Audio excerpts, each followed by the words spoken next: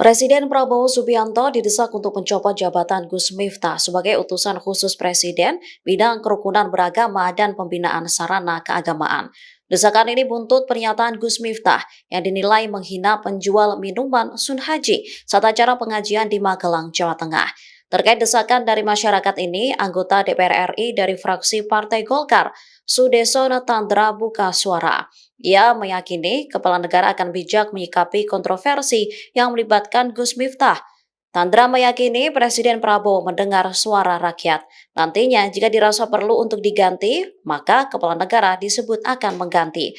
Meski demikian dikatakannya urusan mencopot Miftah menjadi kewenangan Presiden. Lebih lanjut, ia menilai siapapun tidak boleh melecehkan orang lain. Dikutip dari Kompas.com, Tandra juga menilai hal itu melanggar norma-norma kepantasan. Dirinya meminta agar kejadian ini tak dikaitkan secara politis. Sementara saat ini, Gus Miftah telah meminta maaf secara langsung kepada Sun Haji pada Rabu 4 Desember 2024. Download Tribun X sekarang, menghadirkan lokal menjadi Indonesia.